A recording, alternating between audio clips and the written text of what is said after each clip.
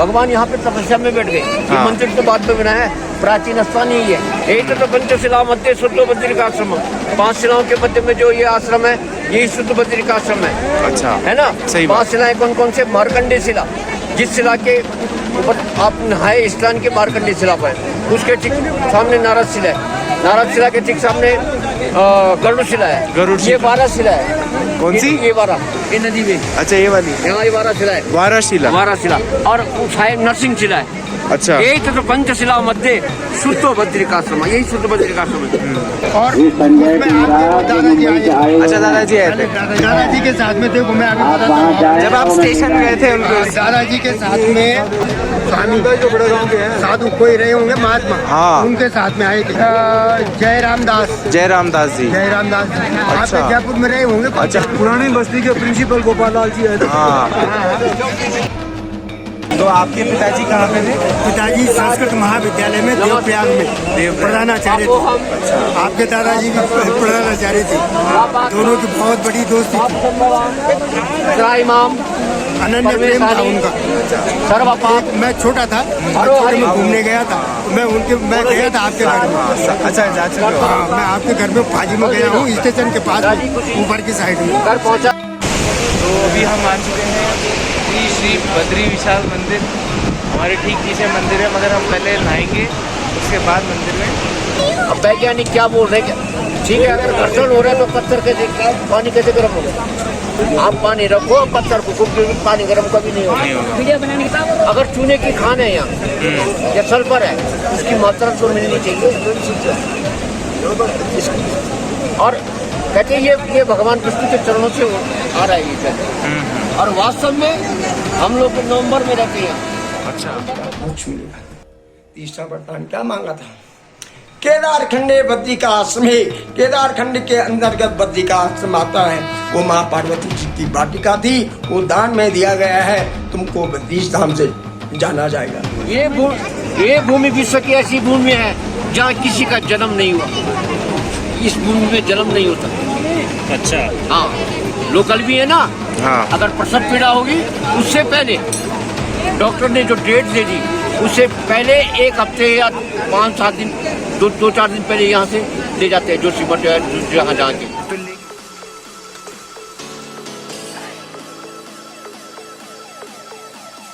कुछ लोग बहुत अकेले होते हैं और कुछ अकेले ही बहुत होते हैं।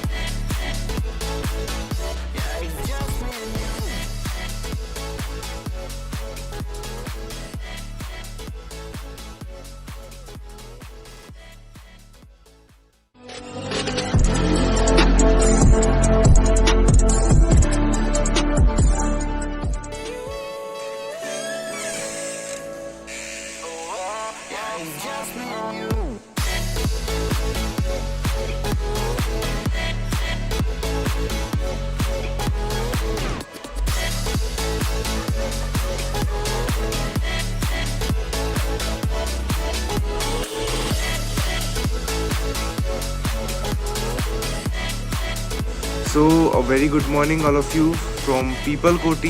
मैं अभी आया हूँ पीपल कोटी उत्तराखंड में, जो कि 1260 मीटर की ऊंचाई पर है। बहुत अच्छा हिल स्टेशन टाइप है ये। और हम अभी एक बहुत ही प्यारी लोकेशन में रुके हुए हैं, that is Shri Krishna hotel and restaurant. और बहुत अच्छे अच्छे रूम्स हैं, इसके इधर के नज़ारे।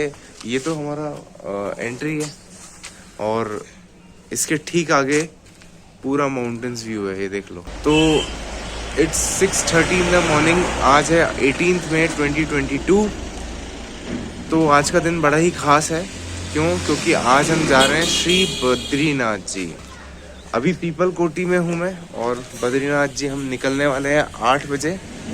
अब हुआ क्या था कि कल श्री केदारनाथ जी से आए थे हम।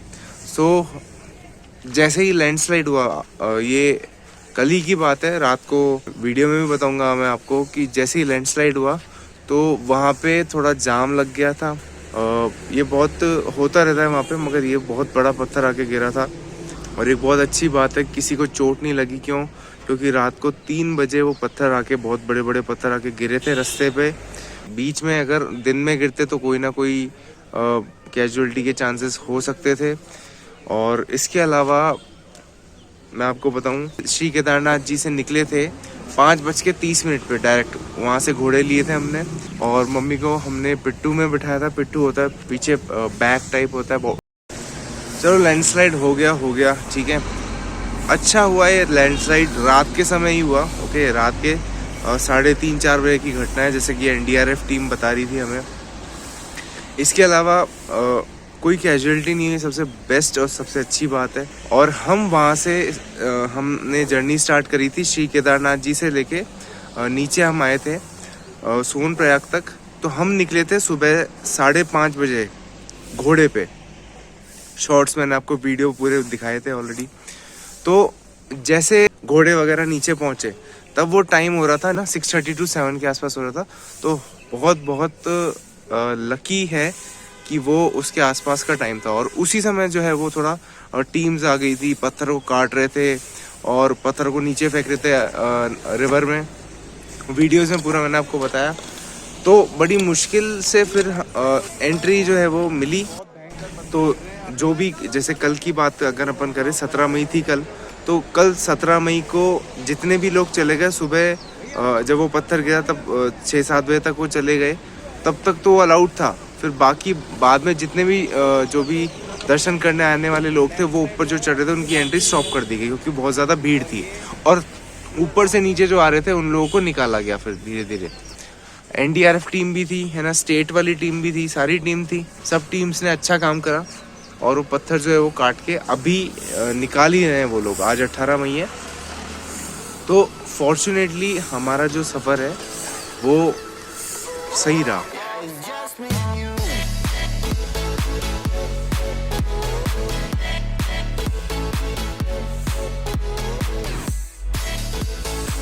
तो अभी हम पी रहे हैं इलायची वाली चाय और व्यू कुछ इस तरह से।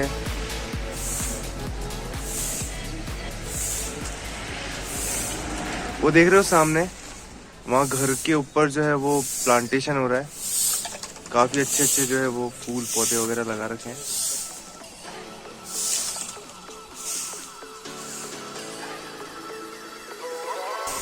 और ये है हमारा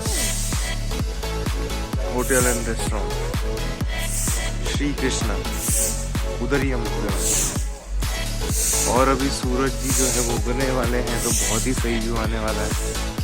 हर तरफ पहाड़ है, जहाँ नजर देखोगे वहाँ।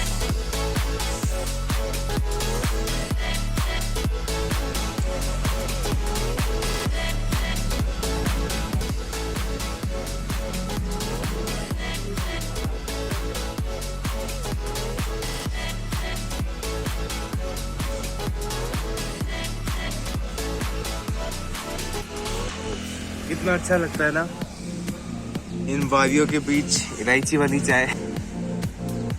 To awesome experience, next level.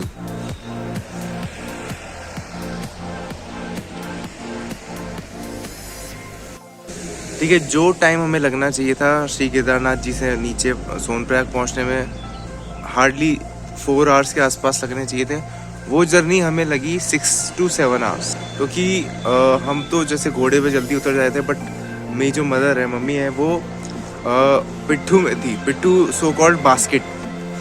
सो उसको उतरने में जो है वो काफ़ी टाइम हुआ। फिर उनको पहले उतार दिया गया। इसके अलावा वो खुद फिर ट्रैक करके चल के आई नियर अबाउट 4 to 5 किलोमीटर्स, तो उसमें भी टाइम लग गया। फिर सोनप्रयाग जाने में टैक्सी वगैरह स्टैंड पे सारी लाइनें थी, तो उसमें टाइम लग गया। ठीक है, तो ये सारी जो है वो टाइम लगा काफ़ी। लैंडस्लाइड से काफ़ी जो है वो फ़र्क पड़ा। इसके अलावा फिर हमारा जो प्लान था वो था गोविंद घाट जाने का। गोविंद घाट से बद्रीनाथ थोड़ा पास है।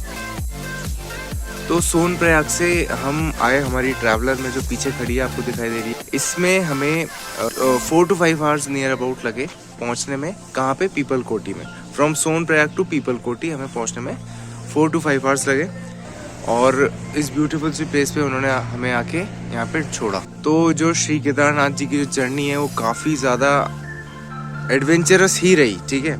मतलब कोई इजी नहीं रहा, वहाँ पे गए और आ गए, बहुत ज़्यादा एडवेंचर जो है वो झेले और अच्छा रहा, ठीक है। जैसे बुलावा आया वैसे ही गए। फिर हमें यहाँ पहुँचने में सोनप्रयाग से हम नियर अबाउट दोपहर में 2-3 बजे के आसपास चले थे और यहाँ शाम को 7 बजे के आसपास पहुँच गए। 5 घंटे के आसपास ने टाइम लिया जर्नी ने। और बहुत ही ब्यूटीफुल जो है प्लेस ये है, बहुत मतलब इधर की एयर क्वालिटी बहुत अलग ही है, नेक्स्ट लेवल है इसका तो, ठीक है। तो नियर 7 बजे के आसपास हम यहाँ पे आके पहुँचे और ये नियर अबाउट 5 आवर्स की जर्नी रही हमें। बीच में थोड़ा बहुत स्टॉपेज भी लिया हमने। वाया चोपटा हम आए, ठीक है। चोपटा एक स्मॉल विलेज है, उस रोड के थ्रू आए हम फ्रॉम सोनप्रयाग टू पीपल कोटी। बस यहाँ आए, फ्रेश हुए, नहाए वगैरह, और आप देख सकते हो थोड़ा सा ट्रिम वगैरह किया मैंने। और आज जो है वो बहुत ख़ास है, बता चुका हूँ मैं क्यों, क्योंकि हम जा रहे हैं श्री बद्रीनाथ जी। तो निकलने वाले हम अभी 6:45 बज चुके हैं और हम नियर अबाउट 7:30 या 8 o'clock के आसपास हम निकल जाएंगे। तो उसके बाद की जर्नी में आपको तब बताता हूँ। क्लोज टू नेचर रहना बहुत ही ज़्यादा मुझे तो अच्छा लगता है। और अभी सर्दी तो है, near about 12 to 15 degree Celsius temperature है। इतनी ज़्यादा सर्दी भी नहीं है मगर बहुत बढ़िया टेम्परेचर है यहाँ का। और मॉर्निंग टाइम है तो ठीक है, सही रहता है।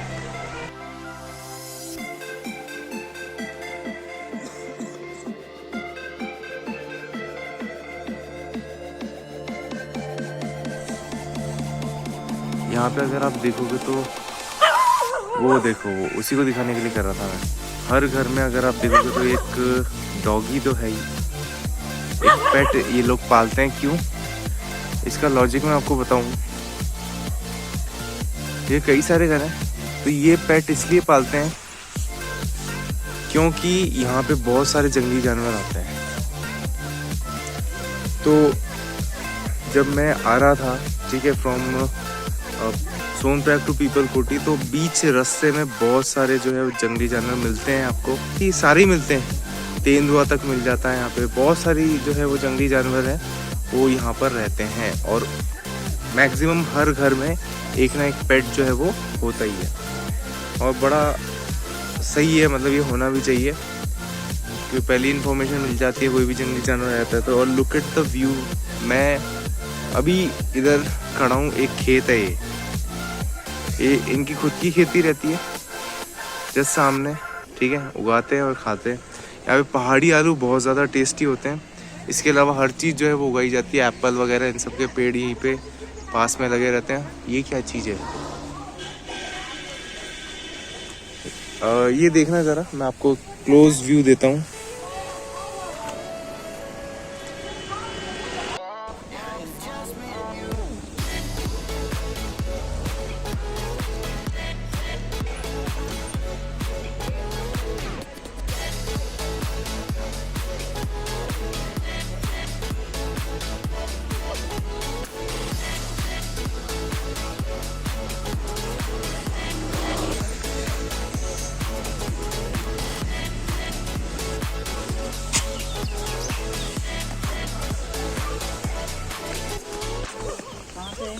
ये और देखो, हर घर के ऊपर कुत्ता होता है क्योंकि यहाँ पे जंगली जानवर आने का खतरा है। तो ये जो पेड़ पीछे देख रहे हो, तो अभी जो मेरे पीछे पेड़ जो है वो लगा हुआ है वो मेवा का है। मेयू भी बोलते हैं, मेवा भी बोलते हैं इसको।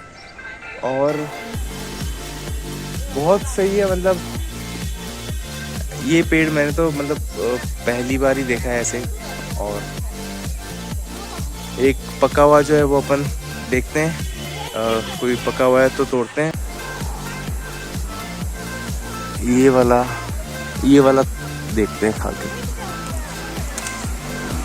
कुछ इस टाइप से रहता है ये। कैसा लग रहा है? किनको?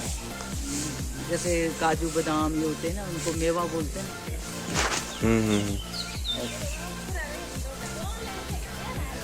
चला इतनी ट्रैकिंग करके आई उतरी। आओ। अरे बहुत बढ़िया।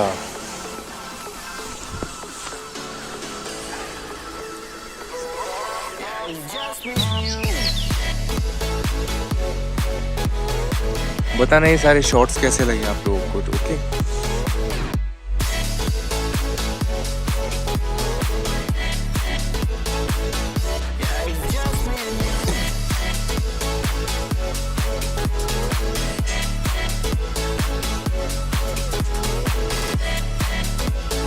क्या कर रहे हो?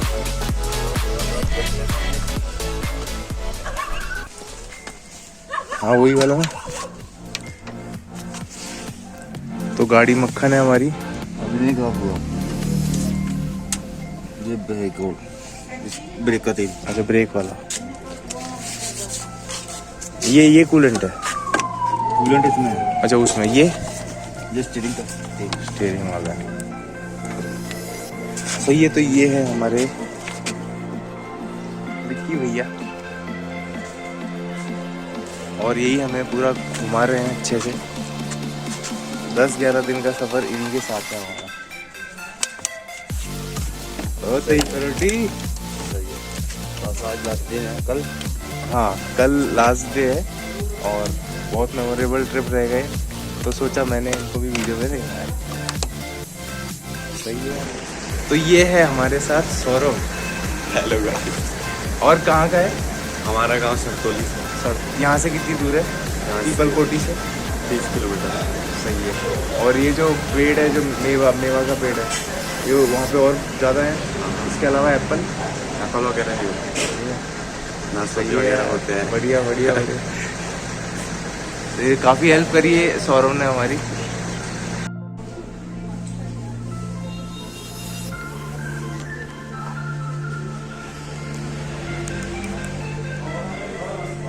तो अभी हम पी रहे हैं लेमन ग्रास और टाइम हो गया है 8 बज चुके हैं सुबह के, और चल रहे हैं हम। We are heading towards Shri Shri Badrinath ji. जय श्री राम। तो यार कुछ भी कहो, पहाड़ों में जाने की तो बात ही अलग होती है। Superb experience.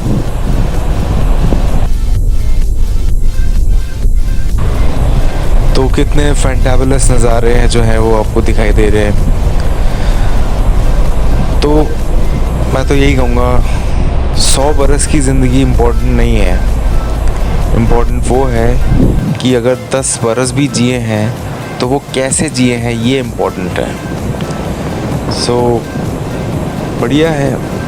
ये फंडा जो है वो अपन को लाइफ में अप्लाई करना पड़ेगा सभी को।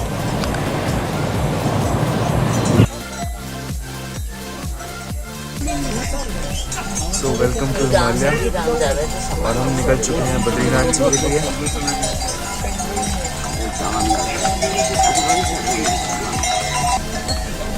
9 बजे के आसपास रवाना हो गए थे और पहुँचे, मैं आपको बताता हूँ।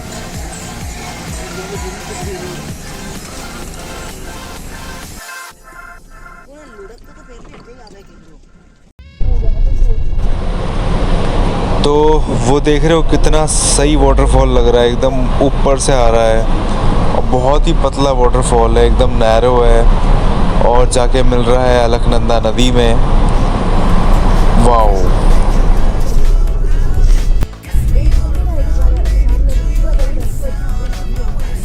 और ये माउंटेन्स भी कितने सही लग रहे हैं, देख सकते हो कैसे काटा होगा इस माउंटेन को हमारे ठीक ऊपर जो है।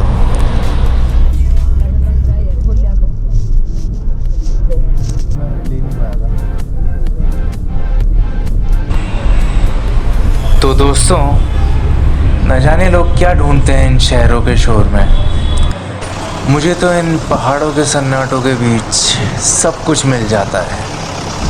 अब ठंडी ठंडी हवाएं चलनी स्टार्ट हो गई हैं और आप देख सकते हो हम पहुंच चुके हैं श्री बद्रीनाथ जी।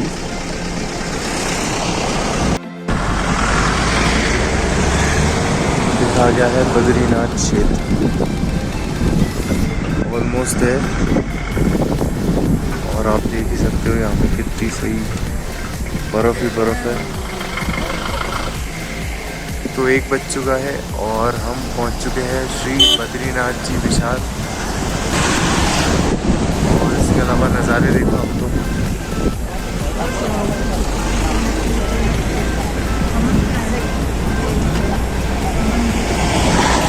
तो आप सभी लोग ये देख ही रहे हो कितना मेस्मराइजिंग सीन है, कितने फ्रेश एयर है, कितना ब्रेथ टेकिंग व्यू है। Wow, I am in love with this place. तो किसी ने क्या खूबी कहा है, इश्क ही तो है चाहे किसी से भी हो। अब इसमें मेरी गलती क्या, मुझे इन पहाड़ों से हो गया। कैसे बात नहीं जाता।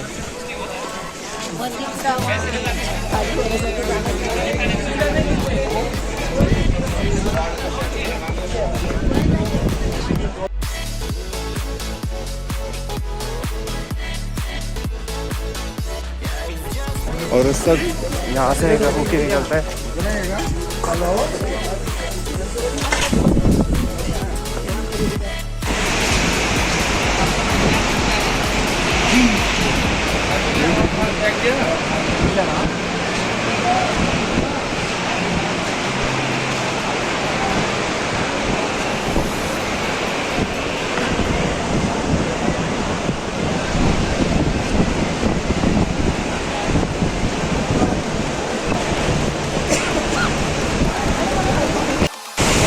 अभी हम आ चुके हैं श्री बद्री विशाल मंदिर।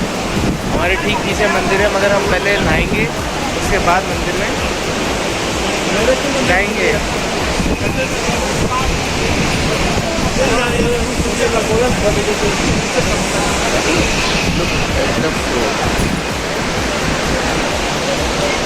कितना तेज भाव है।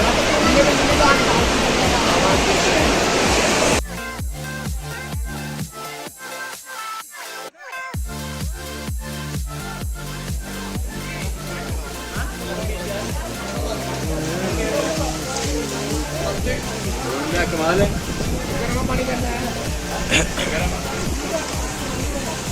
ये है श्री बद्रीनाथ जी का जो है कुंड, गर्म पानी।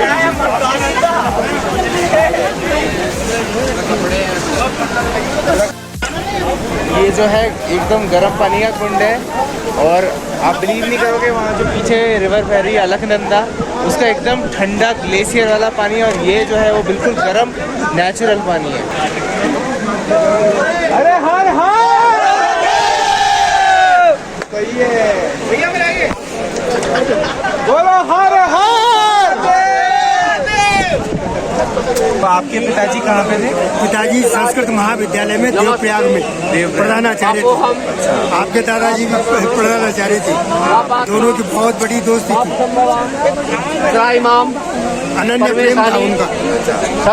मैं छोटा था, छोटे में घूमने गया था, मैं गया था आपके घर में। अच्छा, जा चुके हो? हाँ, मैं आपके घर में फाजी में गया हूँ, स्टेशन के पास में ऊपर की साइड में घर पहुँचाना गया हूँ हमारे घर में सुख शांति। और मैं भी सेवानिवृत्त हूँ, 17 में मैं सेवानिवृत्त हो गया। मैं भी हिंदी में प्रवक्ता था। अच्छा, राजकीय इंटर कॉलेज। अच्छा, राजकीय इंटर कॉलेज से सेवानिवृत्त हूँ। पढ़ाते थे आप? मैं प्रवक्ता था हिंदी में। मैं टीचर हूँ, जैसे अभी एलन कैरियर इंस्टीट्यूट है ना। शास्त्र के मुताबिक ये है कि यहाँ पर अग्निदेव जल के रूप में परिवर्तित है। वो क्यों है, उसका कारण है सूर्य देव ही हुए थे ना। आग में कुछ भी डाल दो स्वाहा। अग्निदेव बहुत दुखी हुए, नारायण की शरण में गए कि नाथ मैं श्रापित हूँ, इस श्राप से मुक्त कैसे होऊंगा। उन्होंने कहा एक ही कारण है, एक ही उपाय है अग्निदेव, तुम यहाँ पर गर्म जल के रूप में परिवर्तित हो जाओ। कलयुग में मेरे भक्त आएंगे, मार्जन करेंगे, दर्शन करेंगे।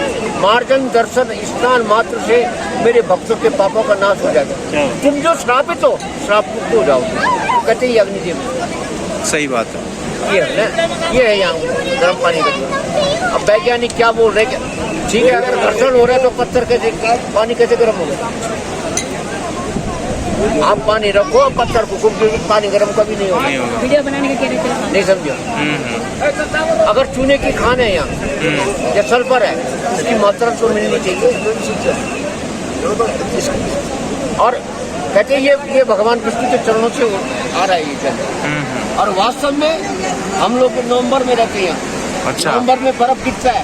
अच्छा, आप यहीं रहते हो? हाँ, नवंबर में जब कपाट के टाइम बर्फ गिरता है तो जो प्रवेश द्वार है मंदिर का, हाँ हाँ उसके बाहर हाँ बिल्कुल गैलरी बनी रहती है, कोई बर्फ जमा नहीं होता, इसके आजू बाजू बर्फ जमा हो जाता है। अच्छा, नहीं समझा, ये प्रत्यक्ष देखा हमने। सही बात है।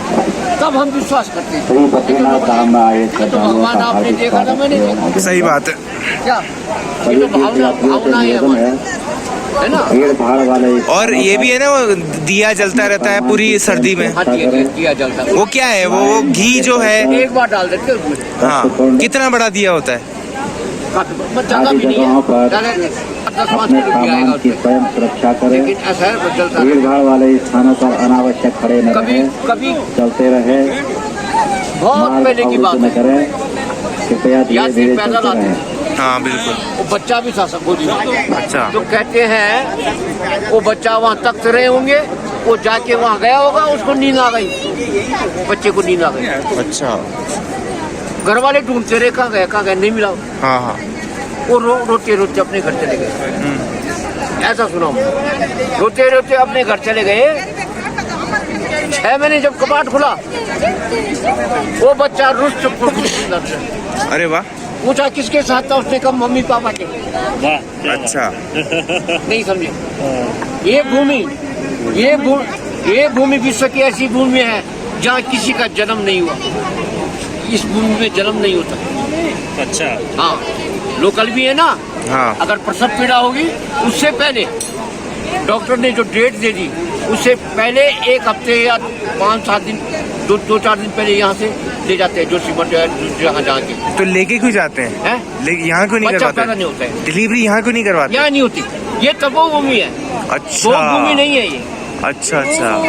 तपोभूमि में मतलब जन्मभूमि, जन्म नहीं, भोग भूमि। तपोभूमि वो भूमि नहीं है। अच्छा। ये तपोभूमि है। और अगर कोई मान लो हो गई डिलीवरी तो? नहीं, कुछ आज तक नहीं हुआ। अच्छा अच्छा। हाँ, मैं इतने सारे लोग आप पूछ रहे हो किसी को? यहाँ कपाल, वो भी होती कपाल की है, ये जो हाँ, प्रमुख कपाल में होता है। ब्रह्म कपाली। हाँ, ये सामने है। बहुत बढ़िया। भाई साहब, हम 1:30-2 बजे रात बाहर आने अकेले में डरते हैं। क्यों? आपको मैं अभी बताए, यहाँ अप्सराएं हैं, अधिक से शक्तियाँ हैं। अच्छा जी। हाँ, हम लोग डरते हैं। मेरे एक जजमान आए थे आज से 10-12 साल पहले। उन्होंने कहा पंडित जी, पार्थ है रहते हो, उन्होंने कहा पंडित जी आप ऐसा करना, हमको सुबह उठा देना 2-2:30 बजे, 3 बजे। मैंने कहा ठीक है। अब ऐसा हुआ कि 4 बजे कपाट खुलता है। मैंने घड़ी देखी, पता नहीं गलत देख दी मैंने। गलत देख ली? गलत देख ली। अच्छा। मैंने कहा 3 बजने वाली। अच्छा। 3 नहीं बज रही थी। मैं गया, मैं उसको कहा, कर्मचारी को, दरवाजा खोल, गेट खोल। जजमान को, यार गुरु जी तुम क्या कर रहे हो, तुम कौन है, 2 बजे रात क्यों आए हैं? मैंने कहा यार 3 बज गए। बन नहीं बजे, बड़ी अब मैं वहीं बैठ गया। मुखराज तिवारी, तेरे पसीना क्यों निकल रहा है? मुखराज तिवारी जो पसीना आसाम से क्यों निकल आए रहा है हैं, ठंड में? कृपया ध्यान दें। तो मैंने बताया उसको, जब मैं मंदिर के इधर से आया, जो आसाम से आए हैं, मुझे ऐसा महसूस, किसी ने मेरे को नशा दे दिया। क्या दे दिया? नशा? हरचंद तिवारी और नशा कैसे हुआ? अगरबत्ती, धूपबत्ती की खाने में बैठे खुशबू से। हैं। नहीं समझे? श्री शरीर ऐसा हो गया कि मैं, मुझे नींद आने वाली है। जो आसाम से आए भगवान का हैं, ध्यान किया, मैं गया बाहर। इनके परिजन फिर जब सुबह हुई, मैं तभी आया वापस। अलग हो गए थे। हमारा एक साथी तिवारी यहाँ स्नान करने आ गया श्री बद्रीनाथ गलती में। वाली में मैंने बैठे उसे हैं। समझे 4 बजने वाले हैं। निवेदन है कि अपने बहुत खुश हो रहा था कि मैं आज पहले नहाऊंगा तब कुंड में। खटखट की आवाज आई। तिवारी, अगर ये जो मेरी कुंड आवाज सुन रहे हो है, खटखट की आवाज आई। तो आपके यही है वो लड़का, मैं बता दूँ हरचंद तिवारी आपको। खटखट की आवाज आई। जो कि उसने कहा यार मेरे से पहले कौन आ गए हैं आज? इस समय वो आया, एक बाबा अखरोट फोड़ रहा है। थाना में बैठे हैं। अखरोट। कृपया आप उसने कहा महाराज क्या कर रहे हो? उसने कहा अखरोट फोड़ रहा हूँ। श्री पुखराज तिवारी महाराज ने कहा अखरोट फोड़ने का टाइम है, मैंने कहा बेटा ये नहाने का टाइम है। सही बात है। अब बाबा का पता नहीं चला, अच्छा अच्छा नहीं समझे। हाँ। वो पसीने से तर सीधे कपड़े में नहीं बदले उसने, वैसे उठा के सीधे घर पे बदले कपड़े। और पंडित जी, ये नर और नारायण जो पहाड़ है वो यही वाले है ना? ये नारायण पर्वत, ये वाला? हाँ ये सामने नर है। अच्छा अच्छा, ये नर है, ये हाँ ये नर, ये नारायण। ओके। दोनों पर्वत बन गए हुए हैं ना। मैंने ये भी सुना है जब ये दोनों पहाड़ मिल जाएगा तब जो है वो पूजा जो है वो दो की नहीं होगी, एक की आप होगी। जाएंगे आनंद है ज्योतिर्मठ में, श्री पुखराज नरसिंह तिवारी भगवान का एक हाथ बिल्कुल जो सूख गया, आसाम से आए अच्छा। हैं। देख सकते हैं आप। श्री एक हाथ, जिस दिन वो हाथ अलग हो जाएगा ना, हाँ। उस दिन पल्ले आ जाएगा, देख सकते हैं जोशीमठ में। हाँ जोशीमठ।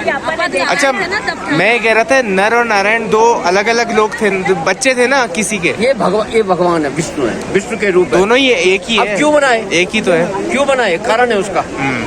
भगवान जब जगत के कल्याण के लिए यहाँ पर तपस्या के लिए आए, तो लक्ष्मी को कहा कि भाई लक्ष्मी तुम हमारे साथ में नहीं रहोगी। भगवान यहाँ पे तपस्या में बैठ गए। ये हाँ। मंदिर तो बाद में बनाया है, प्राचीन स्थान ही है। यही तो पंचशिला मध्य शुद्ध बद्रिकाश्रम, 5 शिलाओं के मध्य में जो ये आश्रम है, यही शुद्ध बद्रिकाश्रम है। अच्छा, है ना? सही बात। 5 शिलाएं कौन कौन से? मार्कंडे शिला, जिस शिला के ऊपर आप नहाए स्नान के, मार्कंडे शिला पर, उसके ठीक सामने नारद शिला है, नारद शिला के ठीक सामने गरुड़ शिला है, गरुड़ ये शिला। 12 शिला है। कौन सी? ये 12, ये नदी में, अच्छा, ये वाली यहाँ ये 12 शिला है, 12 शिला। 12 शिला। और साहेब नरसिंह शिला है। अच्छा, यही तो पंचशिला मध्य शुद्ध बद्रिकाश्रम, यही शुद्ध बद्रिकाश्रम है। भगवान जगत के कल्याण के लिए आए। सहस्रभाव नाम का राक्षस था, उसका वध करना था, क्योंकि वो शिव से वरदान प्राप्त था। तो भगवान ने कहा ऐसे तो मैं इसको मार नहीं सकता, इसके लिए तो मुझे कठोर तपस्या करनी होगी, है ना? तो यहाँ भगवान तपस्या में बैठ गए। अब ये अगर भगवान तपस्या में बैठे हैं, तो अब लड़ाई कैसे होगी राक्षस के साथ? लड़ना भी है ना। हाँ। 2 रूप बनाए, पहला नर, दूसरा नारायण। अच्छा, जब नर तपस्या में नारायण युद्ध करता था, जब अच्छा। नारायण तपस्या में नर युद्ध करता था, दोनों रूप एक है। ये बात है, ये बात समझ है। गए ना? जो लक्ष्मी ने देखा मेरे नाथ तो कष्ट में है, चलो इस बात पे ताली बजा दो। लक्ष्मी ने देखा मेरे नाथ तो कष्ट में है। हाँ। कष्ट कैसा? भगवान के ऊपर पानी पड़ रहा है, बर्फ गिर रहा है, धूप भी बड़ी कड़ी लग रही है। लक्ष्मी ने क्या किया? बेर का वृक्ष बन गई। हाँ। बेर का वृक्ष क्यों बनी? भगवान भूखे होंगे, खाने को बेर मिल जाएगा। अच्छा, बेर। है ना? आज मैंने भगवान लक्ष्मी की मूर्ति देखी होगी, सावरे रंग की मूर्ति है, जबकि माँ दुर्गा भवानी जो भी हो ये गौरवर्ण में होती है। हाँ। लेकिन क्यों? बर्फ के कारण हो रखा है, बर्फ के कारण। बर्फ के कारण क्यों?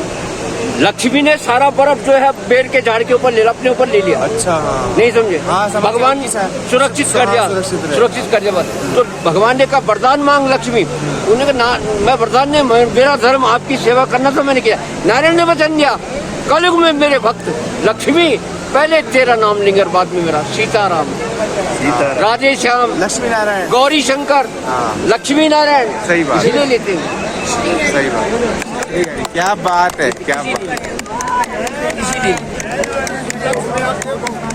देख लो खुलता है द्वार पोता। हाँ पंडित जी, नाम मिल गया क्या मेरा? देखता महाराज, वही देख रहा हूँ मैं। देखो देखो, मिलेगा। मैंने आज ऐसे की बात आपको बता दी, बिल्कुल है बिल्कुल। ना? ये मैंने पढ़ा था, बहुत अच्छा बताया। वो लेकिन क्यों पंडित जी वो बाहर क्यों बैठी थी लक्ष्मी जी? मंदिर के उषा बाहर व्यास। क्यों है लक्ष्मी जी? सुशील किशोर पुरोहित जी और गोपाल लाल पुरोहित जी। नहीं समझा आपने? अब किसी को पूछ लो, आज तक जन्म नहीं लिया किसी ने। क्या आज तक? विश्व की ऐसी धरती है जहाँ किसी का जन्म हाँ, नहीं जन्म हुआ। नहीं हुआ, बताया आपने। हाँ। तो बताओ कितनी पवित्र धरती होगी।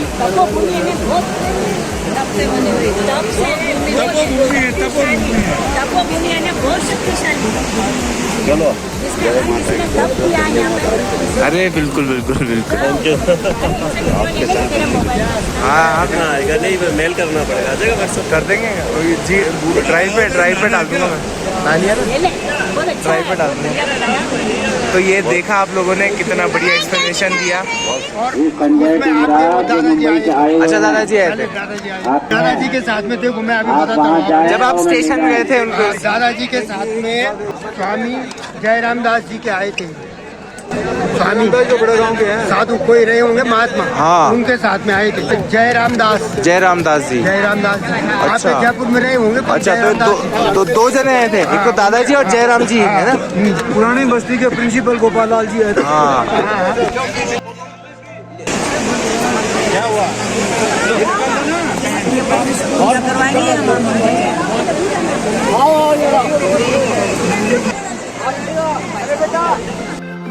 अच्छा, तब बोलते हैं कि इलाहाबाद में इसका संगम होता है। उसको त्रिवेणी बोलते हैं। त्रिवेणी संगम। ये जो है मेरे पीछे देख रहे हो, ये पूरी की पूरी जो नदी है उसका नाम है अलकनंदा। और इसके अलावा देवप्रयाग में फिर 3 नदियाँ मिलती हैं, अलकनंदा, भागीरथी और सरस्वती।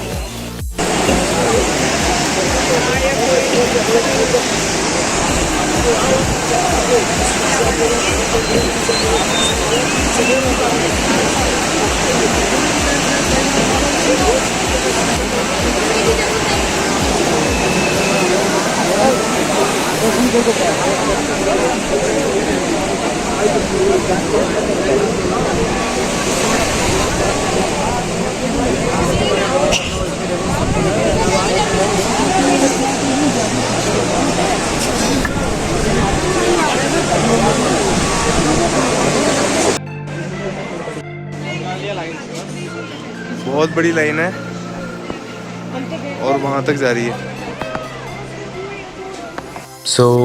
इतनी लंबी लाइन होने के बावजूद हमें मंदिर में जाने का मौका मिला। फाइनली वो पल आ ही गया।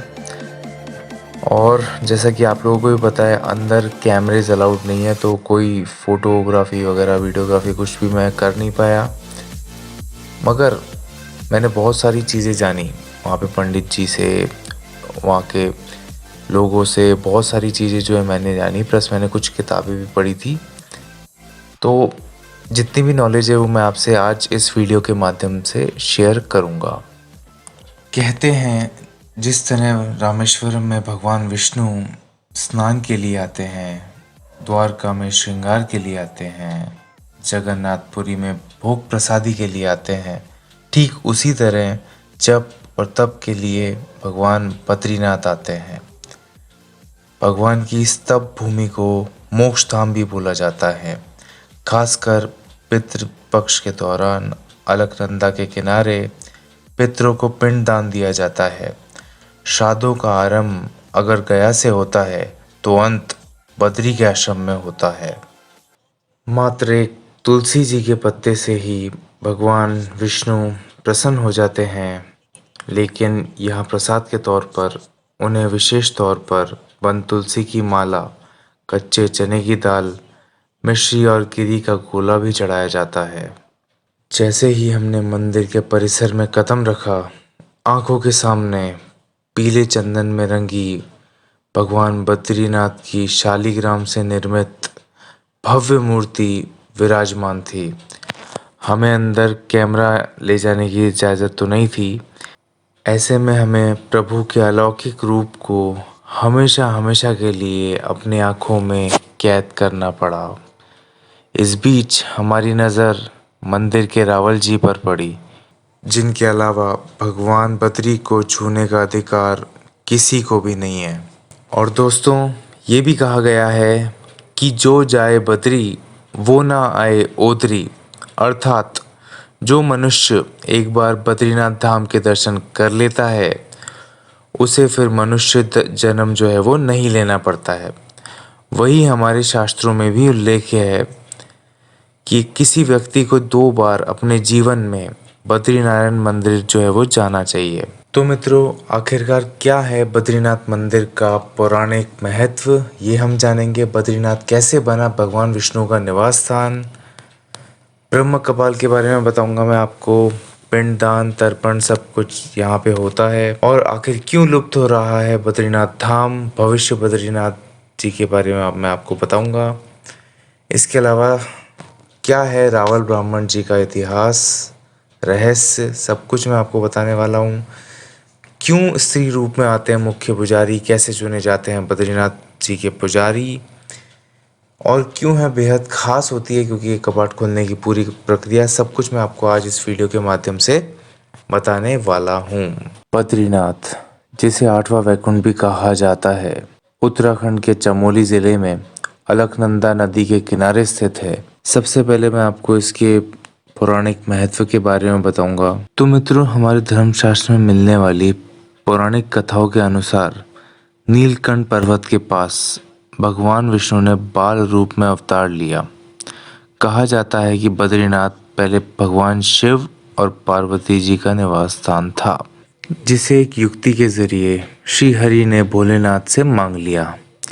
और कथा के अनुसार भगवान विष्णु अपने ध्यान योग और विश्राम के लिए एक बढ़िया सा स्थान ढूंढ रहे थे। वो पहाड़ों में विचलन कर रहे थे, तभी उनकी दृष्टि अलकनंदा नदी के समीप इस स्थान पर पड़ी। भगवान विष्णु जानते थे कि बद्रीनाथ भोलेनाथ और माता पार्वती का निवास स्थान है। ऐसे में उन्होंने एक युक्ति सोची।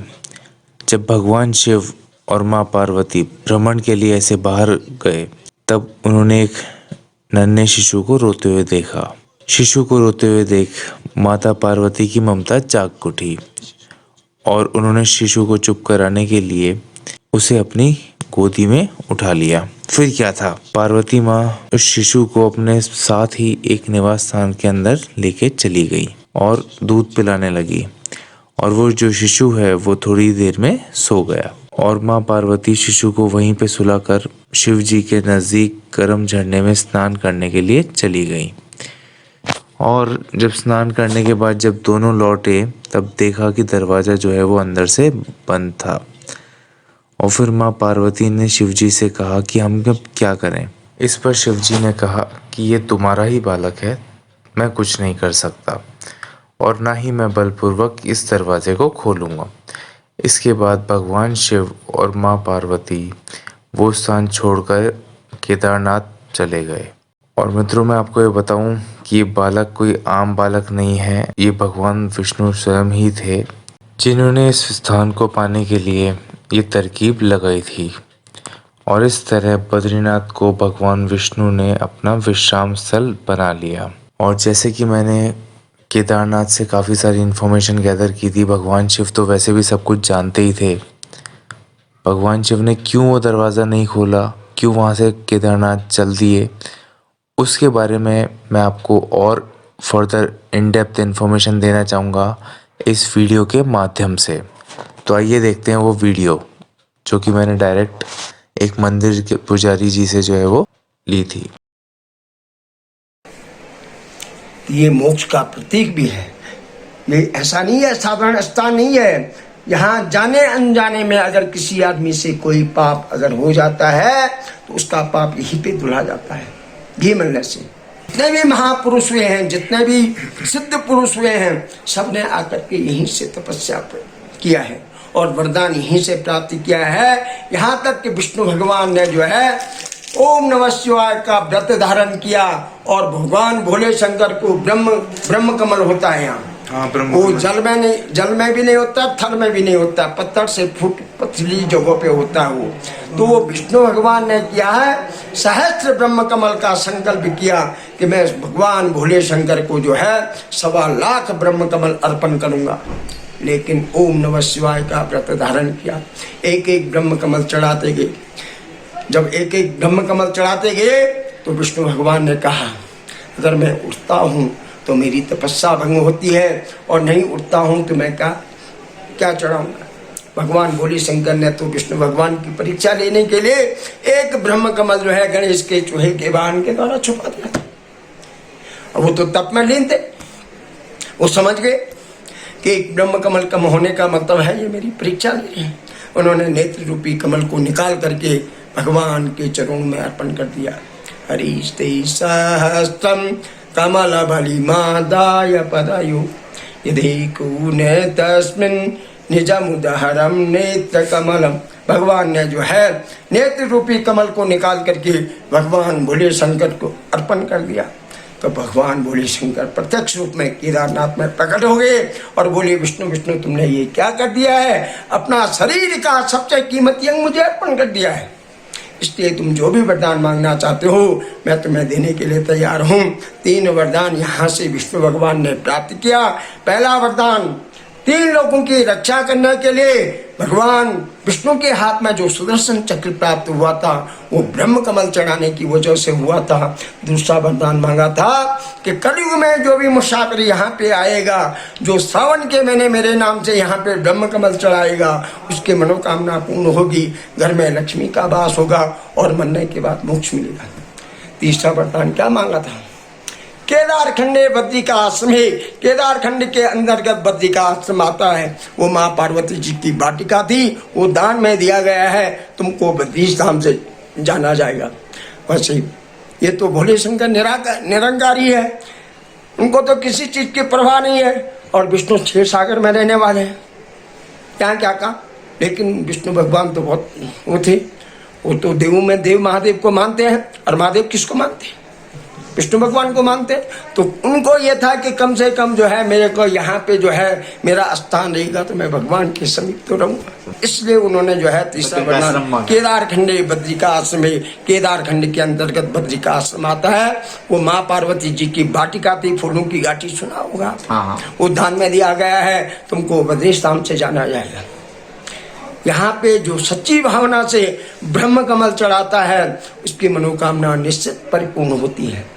और मैं तो ये बोलता हूँ कि जिंदगी में एक मौका मिलता है वो ब्रह्म कमल चढ़ाने का। तो चलिए दोस्तों, अब अपन जानते हैं बद्रीनाथ, बद्री विशाल और बद्री का आश्रम, इन तीनों में क्या क्या अंतर हैं। तो इसकी रियलिटी जानने के लिए हमें बात करनी होगी मार्कंडेय शिला की। ये शिला वही है जहाँ पर मैं पंडित जी से बातें कर रहा था। तो दोस्तों, यहाँ पहले किसी जमाने में ऋषि मार्कंडेय का आश्रम हुआ करता था। तो मार्कंडेय ऋषि ने यहाँ भगवान नारायण का तप किया था। तो कहते हैं सप्त कल्पांत जीवनम, तो भगवान ने उनको वरदान में कि 7 कल्पों का पृथ्वी के उदय से पृथ्वी के अंत तक का उनको वर्णन दिखाया था। 7 कल्पांत। इसी जगह पर बैठ के भगवान ने 66,000 वर्षों तक तप किया। माता लक्ष्मी ने भगवान के ऊपर एक बेर होता है खाने वाला फल, उसके वृक्ष के रूप में छांव दी और भगवान ने उनको वरदान दिया कि कलयुग में तुम्हारे नाम से जाना जाएगा। तो संस्कृत में इस बेर को बोलते हैं बद्री, इसीलिए इसका नाम पड़ा बद्रीनाथ धाम। तो बद्रीनाथ का अर्थ होता है लक्ष्मी के नाथ। जो मंदिर में अपन लोग दर्शन करते हैं वो बद्रीनाथ है। तो आइए अब बात करते हैं बद्री विशाल की। विशाला नामक राजा की एक नगरी थी विशालापुरी, तो उसके पूरे क्षेत्र को बद्री विशाल बोलते हैं। और अब बात करते हैं हम बद्री का आश्रम की। माता लक्ष्मी ने वृक्ष के रूप में छांव करके जो आश्रम सा बनाया, इसलिए उसको बोला जाता है बद्री का आश्रम। तो बद्री का आश्रम क्षेत्र यही है। जो सतयुग का धाम है वो बद्री का आश्रम है। और दोस्तों, मैंने अभी एक बात कही थी आपको, सप्त कल्पांत जीवनम। तो भगवान ने उनको पृथ्वी की शुरुआत से पृथ्वी के अंत तक का वर्णन दिखाया था, जैसे कि मैंने अभी आपको बताया था। तो इसमें कल्प क्या होता है, कई लोगों को नहीं पता कल्प क्या होता है। तो कल्प को जानने से पहले हमें बात करनी पड़ेगी युग की। युग तो आपने कई बार सुना ही होगा। हम बोलते हैं त्रेता युग, द्वापर युग, सतयुग, कलयुग, सुना ही होगा आप लोगों ने। तो एक युग जो होता है वो होता है 12,000 साल के बराबर। और कई सारे जब चतुर्युग मिल जाते हैं, और चतुर्युग की भी बाद अगर अपन बात करें तो महायुग बनते हैं, और ऐसे 2000 महायुग बन जाते हैं, उसको हम बोलते हैं एक कल्प। तो सोचो कल्प की जो टाइम इंटरवल है वो सोचो कितनी ज़्यादा होगी, और इन्हीं बातों को तो हमें समझना है आखिर। तो दोस्तों, जब भगवान विष्णु ध्यान योग में लीन थे तभी वहाँ बहुत ज़्यादा बर्फ़ गिरने लगी, बहुत ज़्यादा हिमपात होने लगा।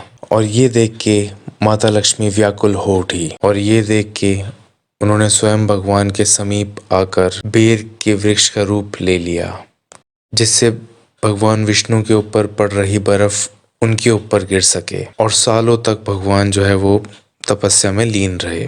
और जब उनकी तपस्या पूरी हुई तब उन्होंने देखा कि देवी लक्ष्मी बेर का पेड़ बनकर उनके पास ही खड़ी हुई है और पूरा पेड़ बर्फ से ढका हुआ है। और ये देख के भगवान विष्णु ने कहा कि हे देवी, तुमने भी मेरे बराबर ही तप किया है, तो आज से इस धाम को तुम्हें भी मेरे साथ ही पूजा जाएगा। और क्योंकि तुमने मेरी रक्षा बेर अर्थात बद्री वृक्ष के रूप में की है, तो आज से मुझे बद्रीनाथ के नाम से पूजा जाएगा। मंदिर में दोस्तों 3 संरचनाएं हैं, गर्भगृह, दर्शन मंडप और सभा मंडप। और वहीं बद्रीनाथ मंदिर का जो मुख है वो पत्थरों से बना हुआ है। इसमें धनुषाकारक खिड़कियां हैं। चौड़ी सीढ़ियों की मदद से आप के प्रवेश द्वार तक पहुंच सकते हैं, जिसको सिंह द्वार कहा जाता है। और इस द्वार के शीर्ष पे 3 स्वर्ण कलश लगे हुए हैं।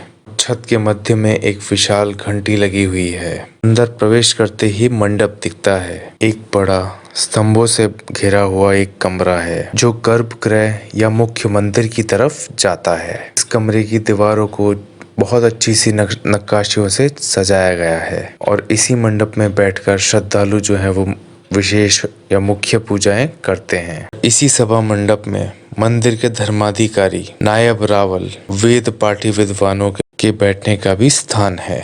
वहीं गर्भगृह की जो छत है वो शंखाधारी आकार की है। इसके अलावा गर्भगृह में भगवान बद्रीनारायण की 1 मीटर लंबी शालिग्राम से निर्मित काले रंग की मूर्ति है, जिसे बद्री वृक्ष के नीचे सोने की चंदवा में रखा गया है। तो बद्रीनारायण की इस मूर्ति को हिंदुओं द्वारा 8 स्वयं प्रकट हुई प्रतिमाओं में से एक माना जाता है। इस मूर्ति में भगवान के 4 हाथ हैं और वहीं मूर्ति के ललाट पर एक हीरा भी जड़ा हुआ है, जो कि मूर्ति में 4 चांद लगा देता है। तो अब सबसे ज़रूरी बात पे आते हैं दोस्तों कि आखिर बद्रीनाथ धाम में आखिर क्यों रावल जी को ही नियुक्त किया गया है पूजा पाठ करने के लिए। तो मंदिर में गोरे पहाड़ी चेहरों के बीच माथे पर तिलक लगाए एक दक्षिण भारतीय पुरोहित पर पड़ी, जो कि भगवान के रुद्राभिषेक से लेकर उनकी पूजा अर्चना में जुटे हुए थे। तो मंदिर के मुख्य पुजारी का काम, पूरा कार्यभार दक्षिण के पुजारी ही संभालते हैं। और इस परंपरा की नींव जो है और कोई नहीं बल्कि बहुत महान और आदि गुरु शंकराचार्य जी ने ही इन 4 धामों की जो है स्थापना करी थी और बद्रीनाथ उनमें से एक है। आदि गुरु शंकराचार्य जी खुद केरल के कालड़ी गांव से आते हैं, तो ऐसे में भगवान बद्री की सेवा करने वाले पुजारी को उनका वंशज माना जाता है। दुनिया इन्हें रावल के नाम से जानती है। सुदूर दक्षिण में केरल के कलड़ी ग्राम से निकले आदि शंकराचार्य ने आश्चर्यजनक रूप से हिंदू धर्म का कायाकल्प कर दिया। 8वीं सदी में उन्होंने इतनी यात्राएं करी भारतवर्ष की, वो भी 8वीं सदी में, जहाँ गाड़ियां नहीं थी, जहाँ टेक्नोलॉजी नहीं थी और तो और रास्ते बड़े दुर्गम थे।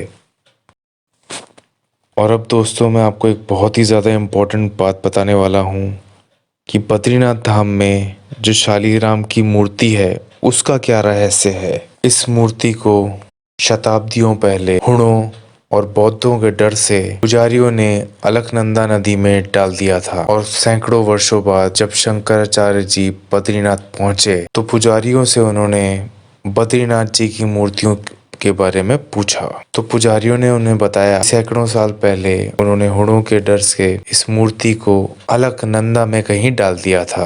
अब इतने सालों बाद किसी को भी नहीं पता कहाँ डाला है। तो शंकराचार्य जी ने ध्यान लगाया और अलकनंदा नदी की तरफ एक दिशा में चल पड़े और पुजारी उनके पीछे पीछे चले। और तभी शंकराचार्य जी अचानक नारद कुंड में कूद पड़े। तो पुजारी जो है वो काफी घबरा गए, क्योंकि माना जाता था कि नारद कुंड में मनुष्य गहरे भंवर के कारण बच नहीं सकता। लेकिन शंकराचार्य जी तो देव पुरुष थे, वे बाहर आए तो उनके हाथों में बद्रीनाथ जी की मूर्ति थी। तो ये है दोस्तों रहस्य। मान्यता है कि सतयुग तक बद्रीनाथ में श्रद्धालुओं को भगवान विष्णु के साक्षात दर्शन हुआ करते थे।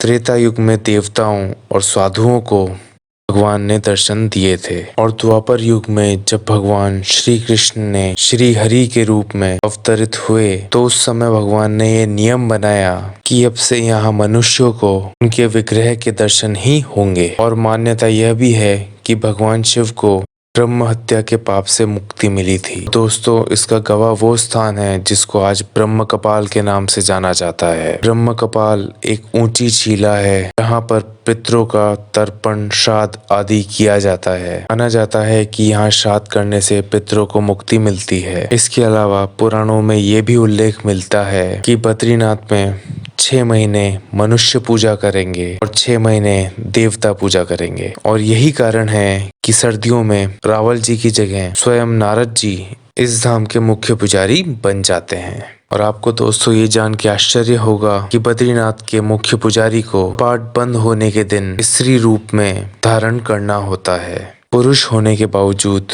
वो न सिर्फ स्त्रियों की तरह कपड़े पहनते हैं बल्कि महिलाओं की तरह श्रृंगार भी करते हैं। और इतना ही नहीं, जब 6 महीने बाद जब कपाट खोला जाता है तो दीपक वैसे ही जलता हुआ मिलता है जैसे बंद करने से पहले जलाया गया था। भक्तों का मानना है कि सर्दियों में भले ही कपाट बंद हो जाते हैं लेकिन इन 6 महीनों में देवता न सिर्फ मंदिर की रखवाली करते हैं बल्कि पूरे विधि विधान से पूजा अर्चना भी करते हैं। दोस्तों, विष्णु पुराण, महाभारत, स्कंद पुराण जैसे कई प्राचीन ग्रंथों में इस मंदिर का उल्लेख हमें मिलता है। तो दोस्तों, अब मैं आपको बताता हूँ बहुत सारी बातें जो पुराणों में लिखी हुई हैं संस्कृत में, वो मैं आपको डायरेक्ट बताता हूँ। इस आश्रम का महत्व है कि पिंड कृत्वा विशालायाम, मतलब विशालापुरी में आप कहीं पे भी श्राद्ध करो। पितृ अदृश्य भामिनम, अर्थात यहाँ श्राद्ध करने से पितृ अदृश्य रूप में देव स्वरूप में हो जाते हैं। अन्य क्षेत्र इन च श्राद्धम, अर्थात अन्य क्षेत्रों में श्राद्ध नहीं होते। फिर यहाँ करने के बाद केवलम तर्पणम आचरित, इसके बाद जलदान दिया जाता है। तो यहाँ पे भगवान का महाभोग लगता है, चावल का प्रसाद लगता है, वो पितरों को दिया जाता है, उसके बाद उनकी मुक्ति हो जाती है। और इसी जगह ब्रह्म कपाल में भगवान शंकर को ब्रह्म हत्या का दोष लगा था तो त्रिशूल में जो सिर रह गया था तो वो यहीं आके ब्रह्म कपाल में छूटा। तो ये मुक्तिदान क्षेत्र है और यहाँ आके सभी लोग अपने पितरों को, अपने पूर्वजों को बलिदान, पितृ प्रसाद देके तृप्त करते हैं। और पितृ पक्षों में पितृ कार्य करवाना बड़ा दुर्लभ माना जाता है। तो ये है ब्रह्म कपाल की पूरी जानकारी। कुदरत की गोद में पद्मासन की मुद्रा में बैठे भगवान बद्रीनाथ आज भी तप कर रहे हैं। उनके दर्शन मात्र से ही न सिर्फ तमाम मनोकामनाएं पूरी होती हैं बल्कि पापों से भी मुक्ति मिल जाती है। और कहते हैं जिस दिन नर व नारायण पर्वत आपस में मिल जाएंगे, भगवान बद्रीनाथ अपने स्थान पे ही विलीन हो जाएंगे और नए स्थान पर भगवान के दर्शन होंगे जो कि भविष्य बद्री के नाम से जाना जाएगा। बद्रीनाथ धाम से महज 4 किलोमीटर दूरी पे मौजूद एक ऐसा गांव जिसे देश का आखिरी गांव कहा जाता है, और मैं बात कर रहा हूँ माना गांव की। और कहते हैं इसी गांव से धरती का स्वर्ग निकलता है। और यहाँ मौजूद गणेश गुफा से लेकर व्यास गुफा, भीम पुल, वसुधारा और सतोपंत ऐसे पर्यटक स्थल हैं जो अपने आप में पौराणिक इतिहास समेटे हुए हैं। अगर आप बद्रीनाथ धाम तक आते हैं तो माणा गांव जो है वो ज़रूर जाइएगा। और दोस्तों, हर बार की तरह इस बार भी हमारे साथ मौजूद था बद्रीनाथ से जुड़ा वो यादों का खजाना जो हम अपने साथ लेकर जा रहे थे। तो दोस्तों, कैसी लगी ये बहुत ही महत्वपूर्ण पौराणिक जानकारियाँ जिसको मैं कलेक्ट करके लाया हूँ बद्रीनाथ धाम से, जो कि 10,150 फीट की ऊंचाई पर स्थित है। ज़रूर से बताना। और बिल्कुल मैं देख पा रहा हूँ वीडियो जो है वो बड़ा हो चुका है और लेंदी तो है ही, इसको मैं बीच में कट नहीं कर सकता था। अगर बीच में कट करता तो फिर बात का जो है वो स्टार्टिंग कहाँ से देता प्रॉब्लम हो जाती। वन टाइम शॉट है। तो इन जानकारियों के बाद चलते हैं वापस से वो अपने सफ़र पे बैक टू गोविंद घाट। तो चलिए दोस्तों, अब अपन अपने सफ़र को जो है वो आगे बढ़ाते हैं और चलते हैं आगे। तो भाई चारों धाम जो है वो कंप्लीट हो चुके हैं। अभी फ़िलहाल प्रेजेंटली मैं बद्रीनाथ धाम में हूँ और बहुत बढ़िया दर्शन हुए हैं। इसके अलावा इस सामने आप ग्लेशियर देख पा रहे हो, रॉकिंग अमेजिंग।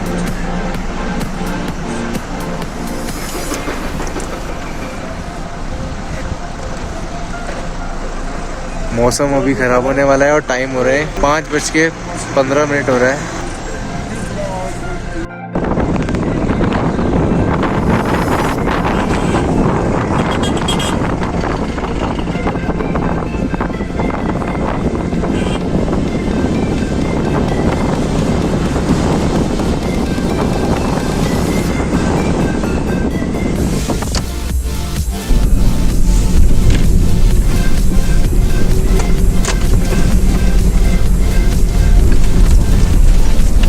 बज चुके हैं 6 और टेम्परेचर हो रहा है 4 डिग्री सेल्सियस। बहुत ज़्यादा ठंडे है।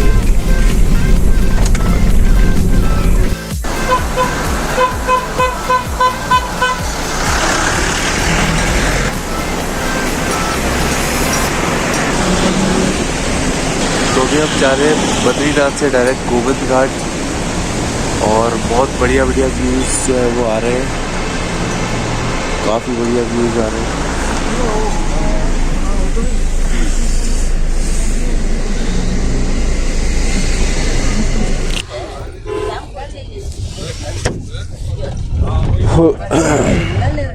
तो दर्शन जो है वो हमने कर लिए हैं, बहुत बढ़िया दर्शन हुए हैं। इसके अलावा बहुत टेम्परेचर तो जो है वो बहुत ज़्यादा डाउन था वहाँ पे, इट्स 4 डिग्री सेल्सियस। इसके अलावा जैसे जैसे 6-7 बजेंगे, अभी 5:30 बजे के आसपास का टाइम था, तो ही टेम्परेचर इतना डाउन हो गया था, मेरा गला ख़राब हो चुका है और जुकाम वगैरह सब कुछ लग चुकी है।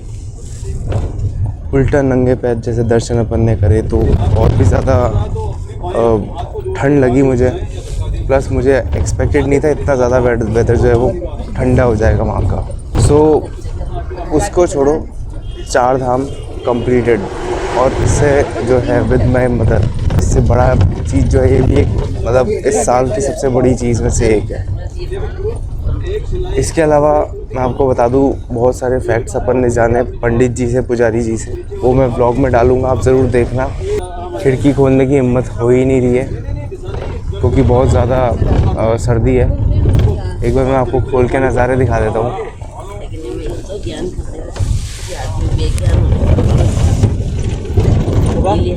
आप वाला फोन शायद कनेक्टेड है, उसको डिस्कनेक्ट करो।